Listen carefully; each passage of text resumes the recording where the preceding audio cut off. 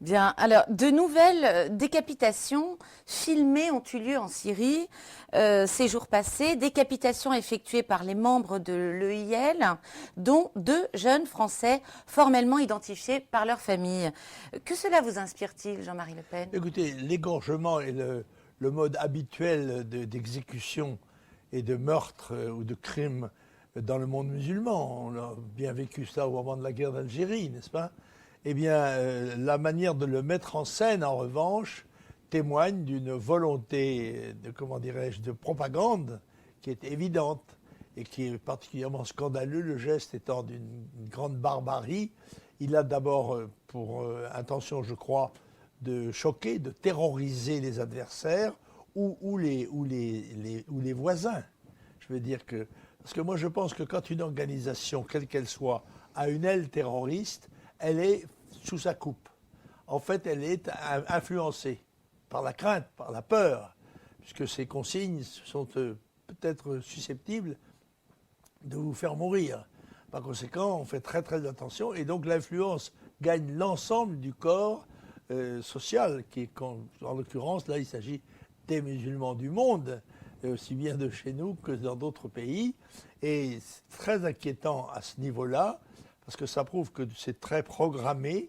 C'est tout à fait évident quand on égorge 14 ou 18 prisonniers comme cela devant la télévision et qu'on projette les images, ceci a pour but d'obtenir un effet de terreur, voilà, de dissuasion et de sidération.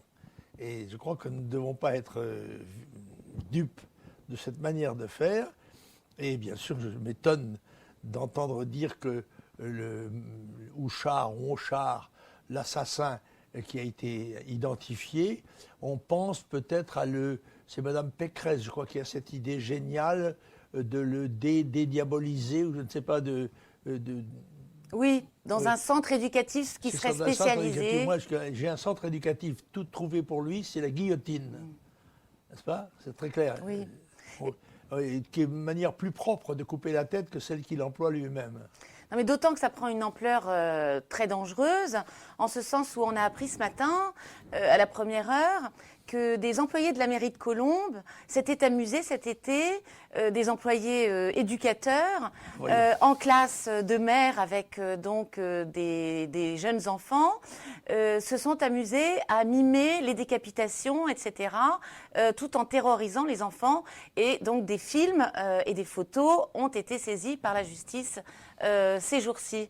Donc ça peut prendre une ampleur absolument dramatique. Absolument, mais c'est évident ça. Sur notre sol. Si le crime ne trouve pas en face de lui un État décidé à le réprimer brutalement s'il le faut, eh bien, il progresse. C'est vieux comme le monde, si j'ose dire. Bonjour Jean-Marie Le Pen. Bonjour. Alors François Hollande va centrer sa conférence de presse ce matin sur le service civique, la constitution d'une réserve citoyenne, le vivre ensemble. Nous sommes un mois, Jean-Marie Le Pen, après les attentats. Qu'attendez-vous du chef de l'État, qui veut d'ailleurs renforcer l'enseignement du français à l'école? S'il suffisait de conférences de presse et de discours pour gagner la guerre, on serait vainqueur depuis longtemps. Parce que le pouvoir, c'est dans la personne du président de la République, du Premier ministre, du ministre de l'Intérieur, occupe littéralement les écrans et les antennes depuis un mois, empêchant ainsi les autres d'ailleurs de parler. Ils parlent, c'est parole à parole à parole, voilà, mais rien ne se fait. D'abord, le temps qu'on vote des lois qui seront parfaitement inutiles, parce qu'elles s'ajoutent à des piles de lois déjà existantes, des décrets qu'on attendra plusieurs mois.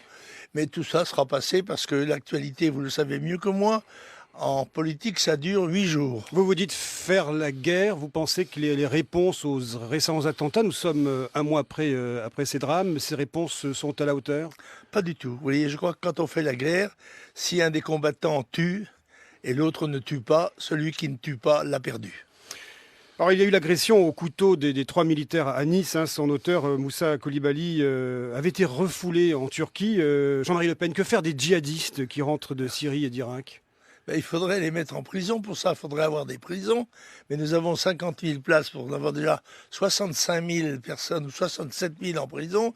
Et il y a 100 000 condamnés à la prison ferme qui ne peuvent pas entrer en prison parce qu'il n'y a pas de prison. En 2002, j'avais proposé qu'on construise 100 000 places de prison. Ça avait été considéré comme dérisoire, comme une proposition démagogique. Ouais. Et pourtant, c'est ce qu'il aurait fallu faire. Pour vous, c'est la seule réponse, la prison, l'incarcération? Écoutez, depuis la nuit des temps, on ne connaît pas d'autres solutions pour mettre les gens honnêtes à l'abri des prédateurs. Elle fabrique des djihadistes, la prison. Comment? Elle fabrique aussi des djihadistes. Eh bien oui, mais les djihadistes, qu'on les fabrique, ou bien ils sont au combat et on les tue, ou bien ils sont arrêtés et on les met en prison aussi longtemps qu'il le faut, et aussi nombreux qu'ils soient, pour débarrasser le pays de la menace qui pèse sur eux. Je note d'ailleurs au passage cette volonté de minimiser à tous les échelons, n'est-ce pas, les phénomènes qui se produisent devant nous.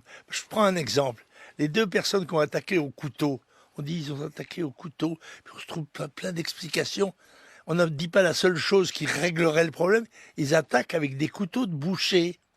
C'est pas avec des canifs suisses, n'est-ce pas? Ouais. Ce qui fait que il est évident que le garçon qui vient avec un couteau de boucher dans son sac à dos, il vient pas là pour peler des pommes de terre. Bon, il n'y a pas d'explication supplémentaire à donner sur sa psychologie, celle de sa femme, celle de sa maman, etc., ses origines. Non.